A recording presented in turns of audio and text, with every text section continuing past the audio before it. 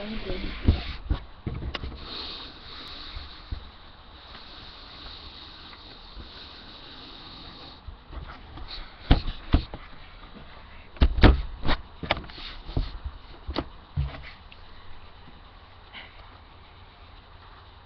you ever been driving down a road and saw something in the middle of the night that you couldn't explain, but if you could explain, you thought people would think you were crazy? Well, you're not the only one. Many people have encountered Bigfoot and seen Bigfoot, but didn't want to explain it because they thought people would think they were crazy. A male witness was interviewed by Larry Batson in August of 2007.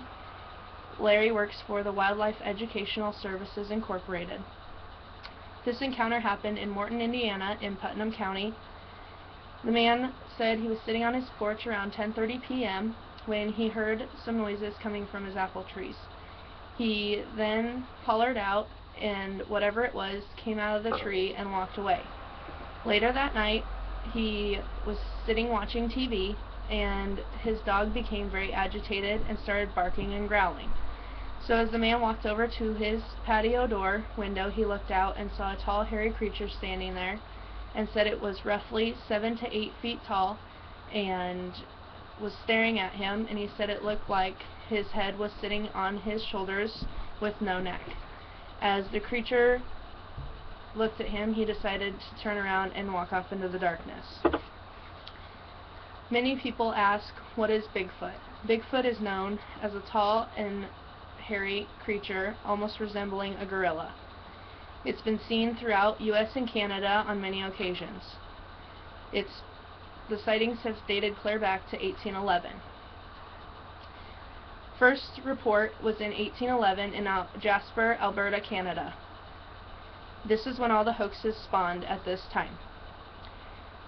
But then Jerry Crew, a man, was working in his bulldozer and happened to look down and saw a giant footprint. He then made a cast of it, and this came out in 1958.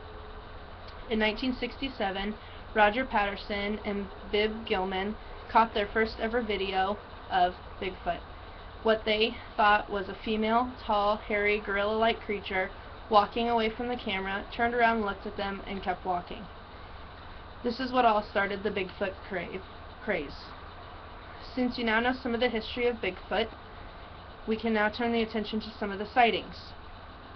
The first article I found was from a newspaper in 1977 called Bigfoot is Back. This happened in Pennsylvania. It was a family driving down the highway, and they came around the corner and happened to see a tall, hairy creature standing on the edge of the road. As soon as the lights from the car hit it, it went into the ditch. They couldn't explain what they had seen, so the dad and the son went back later that night to see if they could find any evidence. They went back, and all they could find was broken branches and a fence knocked over, but no footprints. The second encounter was in Platte County, Missouri. It happened July 3rd of 2012. There were a couple guys heading to work at around 5:30 in the morning. As they approached the parking lot of where they were working, the driver happened to look over and saw a tall, dark, hairy creature walking along the tree line. As he stopped his truck to get a better look at it, it disappeared into the trees. The final encounter happened in Grant County, Arkansas. This happened January 20th of 2010. A man and his friend were driving down the highway and saw a movement in the timberline. He asked his friend to keep an eye on it so he could grab his binoculars and get a better look. As he looked through the binoculars, he said that the creature was taller than a normal human. He said it was also taller than a professional basketball player and had an upper body that would put a bodybuilder to shame.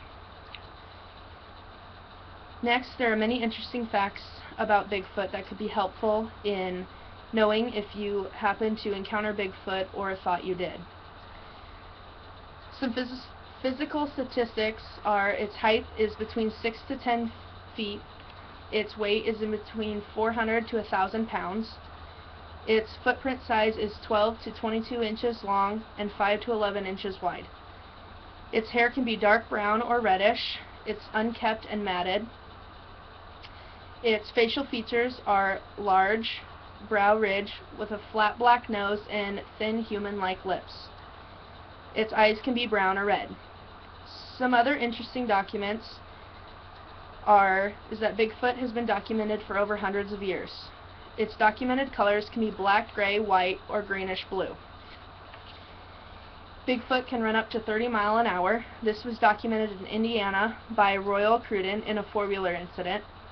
It can jump the full length of its body. This was documented in Asian Pacific by Chung Lee, noting the beast leaped an 8 to 10 foot river in one bound. Some other interesting facts is that in 1965, Bigfoot was put on the endangered species list in Russia. In 1940, flags were raised in Arizona for a deer, when a deer was brutally killed by a group of Mexican men. Translators say that the men killed the deer because they were sacrificing the deer for a giant mana, which means ape. They had seen it while they were crossing the border and said it had been following them for over 10 miles. In 2010, outside of Boise, Idaho, they found many caves that were portraying a giant bear constantly walking on its hind legs like a man. In June of 2000, in Klamath, Oregon, there were reports of human remains that were found, and they laid the bones out, and it measured to 9 feet 6 inches, which is over the average height of a human, which would make it the world's tallest man. In conclusion, many people have encountered Bigfoot. Many people have encountered Bigfoot, and they have been seen over many states. But honestly, how many times can you see Bigfoot in different areas at the same time? So is Bigfoot real, or is it just a hoax?